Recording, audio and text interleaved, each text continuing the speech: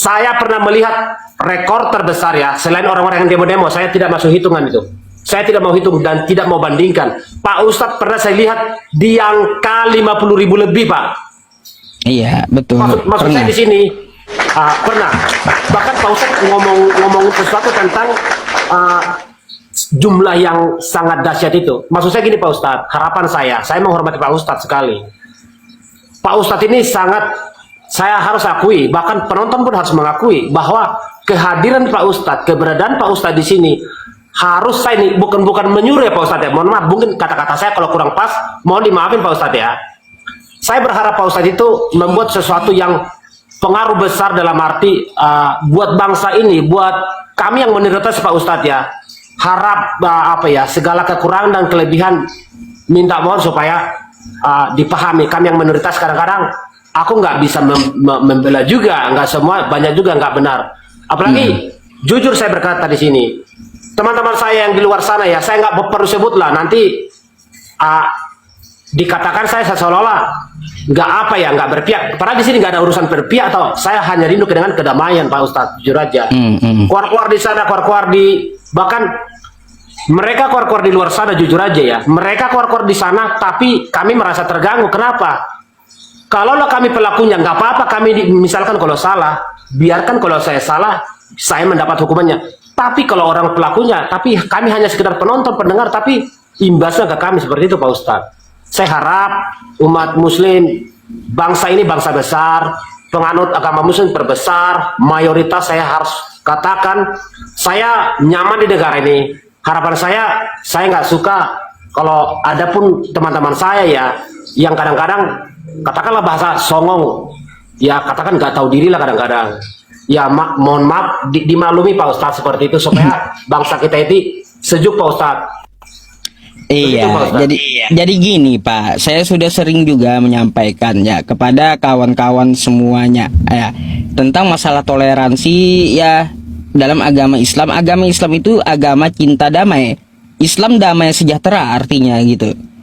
Cinta damai Islam itu cuma ya Pak ya, cuma sering saya suarakan kayak gini.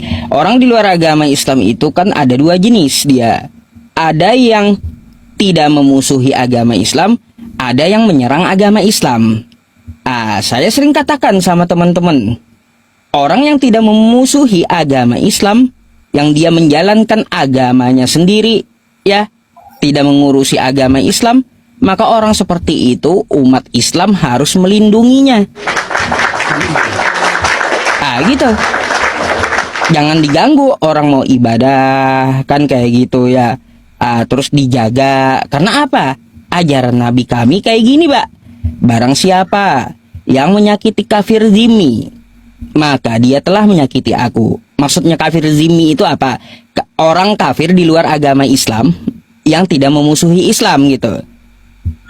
Jadi barang siapa yang menyakiti kafir zimmi, maka dia telah menyakiti aku, kata Nabi saya.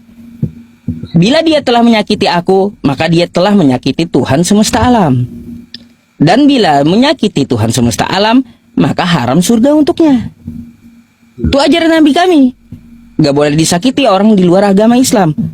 Tapi ada juga yang tipikalnya kayak gini, Pak, yang menyerang agama Islam. Nah, orang yang menyerang agama Islam ini, memerangi agama Islam, memusuhi, menghujat, menghina agama Islam, alih-alih kami lindungi, Pak, sampai ke lubang semut kami cari.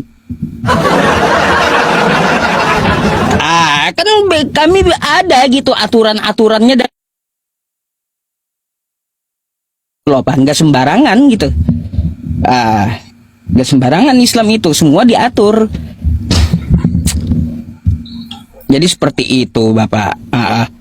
Ya itu sering saya suarakan. Oke Pak Ustadz, terima kasih Pak Ustadz. Saya lebih mengakui kesejukan itu ada sama Pak Ustadz. Saya sering masuk, aku nggak sebut namanya lah, yang teman-teman kayak Bang Juma, kayak Uni Rifa.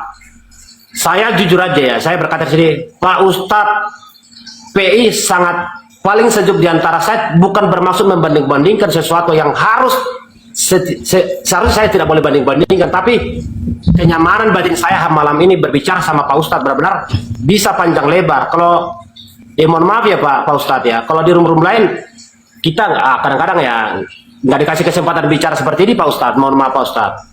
Iya, iya. Tapi Ya Pak gini Ustadz, Pak, biasa, Pak Ustadz. masalahnya saya pun juga yang datang ini saya lihat dulu, apakah dia datang dengan adab atau dia datang dengan biadab, kan gitu. Maka kalau dia datang dengan adab, wajib saya harus menghormati dia, ya, terus membuat dia nyaman, terus mengajarkan yang terbaik gitu, jaga kosakata. Itu kalau datang yang pakai adab, contohnya seperti Bapak gitu. Tapi kalau yang datang biadab, ya Pak ya, aduh. Jadi seram saya jadinya gitu, cara hadapinya juga. Jadi tergantung orangnya yang datang gitu, Pak. Saya ini, iya. Kalau orangnya datang pakai adab, ya bagus saya yang ngadapinnya. Tapi kalau orangnya datangnya, aduh kurang ajar, ya kencang juga gitu saya sama dia.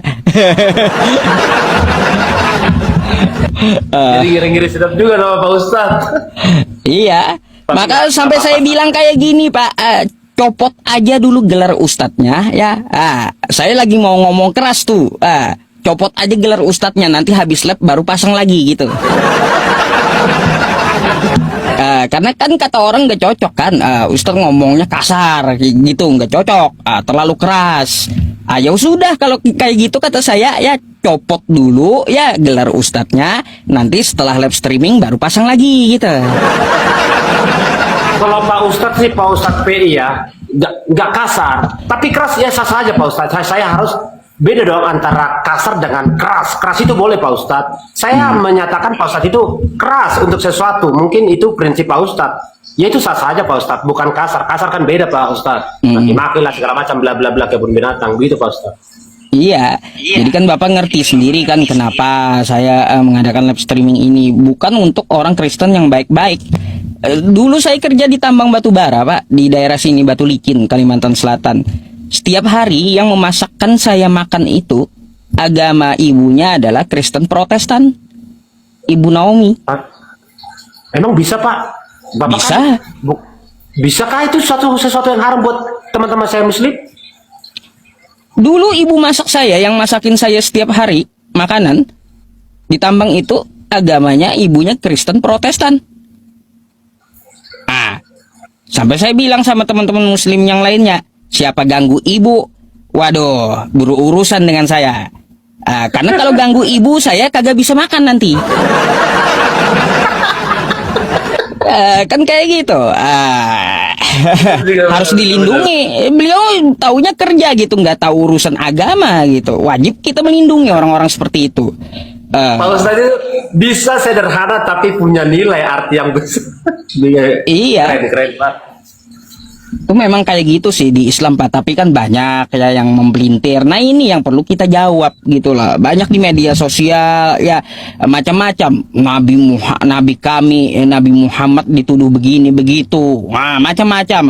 Allah disamakan dengan batu, bla bla bla, macam-macam. Nah ini kan tipikalnya itu bukan mencari mencari diskusi yang baik, tapi menghujat. Jadi maka saya harus membedakan juga yang mana orang-orang yang debater, yang mana orang-orang hujater. Kan gitu. Kalau dia penghujat, dia kagak bisa debat. Gak bisa berdebat dia. Nggak akan paham dia apa yang kita sampaikan. Tapi kalau debater ini, dia nggak akan menghujat gitu. Tapi menampilkan data dan ilmu. Jadi gitu.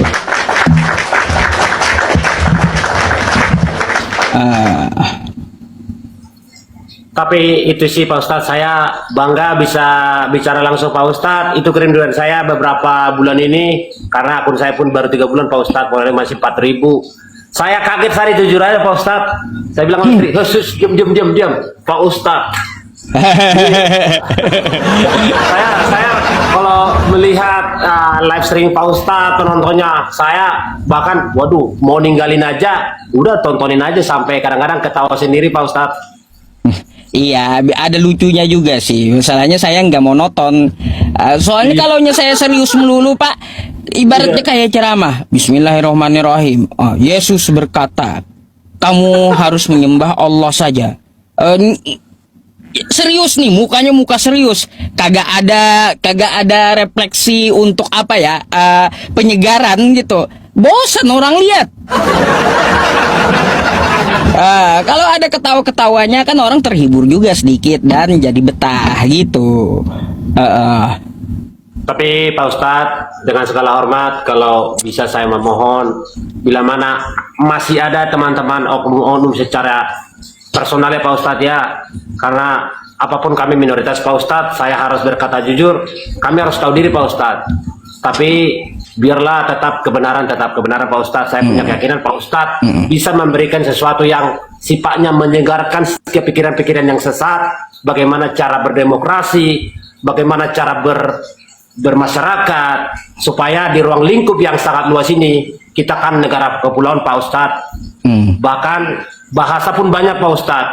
Begitu Pak Ustadz, harapan saya Pak Ustadz selaku pengguna akun TikTok yang besar, saya harus mengakui sangat berpengaruh di ruang lingkup yang sifatnya ya katakanlah Indonesia dulu Pak Ustadz.